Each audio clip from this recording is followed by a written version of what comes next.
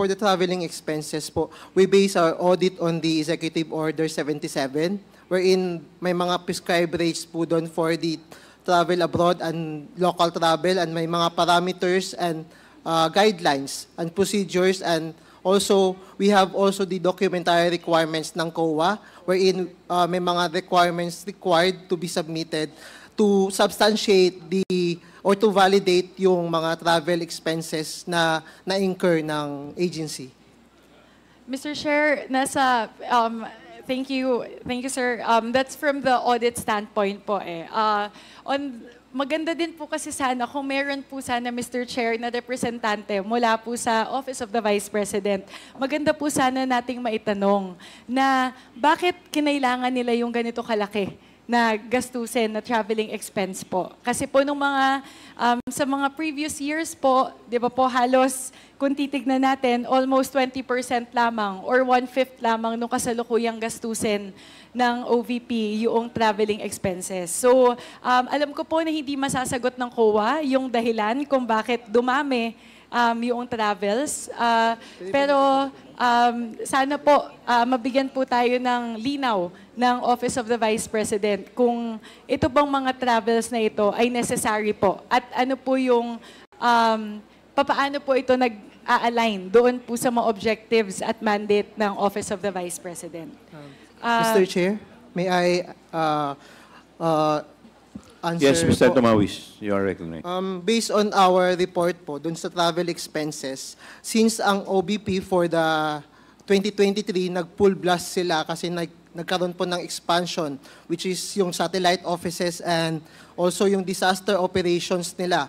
Wherein the other previous administration po kasi wala pong satellite offices. That's why lahat po ng travel expenses in relation to the operations in the satellite offices, kaya po lumaki yung amount of expenses pertaining to the travel expenses.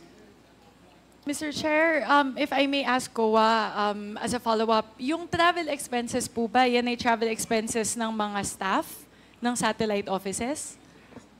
Based on this, kasama po. Mr. Chair, maaari po bang ibahagi sa atin ng COA ilan pong porsyento dito po sa 59.5 million para po sa taong 2023? Ilan po dyan magkano po dyan yung local travel versus foreign travel? May ibabahagi niyo po ba iyon?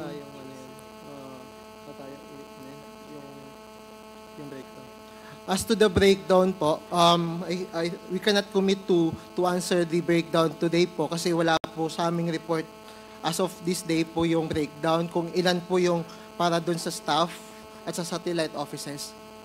Mr. Chair, siguro as an observation lang po, even naman po if we would look at previous administrations, ang nature naman po talaga ng jurisdiction ng Vice President ay national in nature. So, bumabiyahe naman po talaga yung ating mga Vice Presidents all over the country. So, siguro po, yun nga, baka ang accounting factor lang po nun kung bakit tumaas ay dahil po dun sa mga satellite offices. At yun po siguro yung tanong natin, Mr. Chair, dati pa, simula pa nung nagkaroon tayo ng pagtalakay patungkol dito, ano po ba yung necessity noong mga satellite offices na iyon kung napakalaki po nung epekto nun doon po sa mga expenses, Mr. Chair. Mr. Chair, I would like to move to the second category po, which are the supplies and materials expenses. Siguro, Mr. Chair, isa po sa makikita natin dito ay, sorry po, Comsec, previous slide lang po. Ayan po. Yung second category po ay yung supplies and material expenses, Mr. Chair. Yung slide, please. Ayan po. Ito po siguro, Mr. Chair, yung medyo kailangan natin pagtuunan ng pansin. Napakalaki po nung tinaas, noong expenses pagdating po sa supplies and materials. Noong taong 2021 po, yun ay nasa 92 million. Para sa taong 2022, 53.5 million. Pero po sa taong 2023, times 5 po yung itinaas noong supplies and materials expenses. At patuloy po yung pagtaas, tumaas po siya ng 70 million sa pagitan ng 2023 at 2024 at tumaas palalo by 60 million. Mula po 2024 at 2025. Siguro, Mr. Chair, ang tanong ko po patungkol dito, pag tinignan po natin yung mga kategorya or subcategories under the supplies and materials expenses, titignan po natin, office supplies, welfare goods, drugs and medicines expenses, medical, dental, and laboratory supplies, fuel, oil, and lubricants, semi-expandable machinery and equipment, semi-expandable furniture, fixtures, books, at other supplies and materials expenses. Siguro po, tatanungin po natin, bakit po kakailanganin yung daang-daang milyon para po sa mga supplies at materials na ito. So, Mr. Chair, dahil po wala po tayong representante mula po sa OVP na sasagot ng tanong na ito, kung maaari ko pong matanong muli sa COA, may ginawa po ba kayong audit o assessment patungkol po sa nature nitong mga purchases na ito? Mr. Chair, may I be recognized po? Yes, Mr. Tumawis.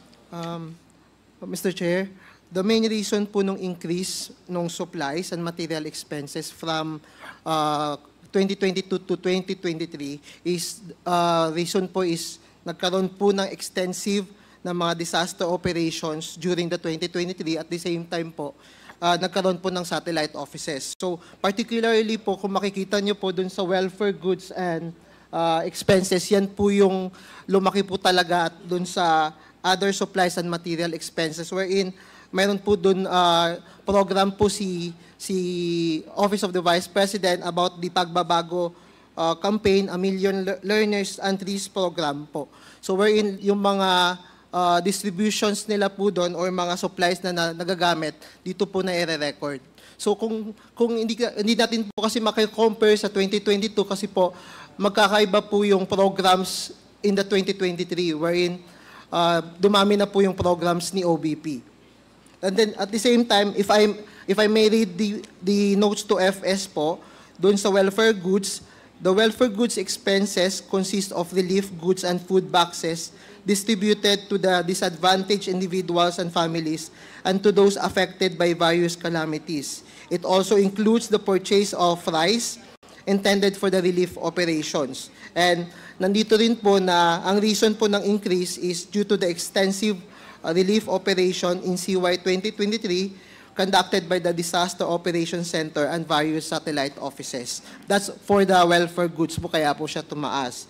Then for the other supplies and material expenses, nag-increase po kasi may mga purchase schools bags and other supplies po na binibigay po ng Office of the Vice President relative dun sa pagbabago campaign po na program po nila. Mr. Chair, siguro po ang tanong ko po sa COA, para kasing program project-based yung mga expenses po na nabanggit ninyo, chargeable po ba siya dapat sa MOOE? Yes po. Yes, Mr. Chair. Depende po kung ano yung nature. Siguro, And, go ahead, ma'am. Mr. Chair, may I be Yes, recognized? Ma'am Hemora, you're Thank you, recognized. Chair. Of course, ma'am, with the programs comes the different items that will be used for the implementation of the program. So if there will be, like earlier said by Mr. Fahad, there were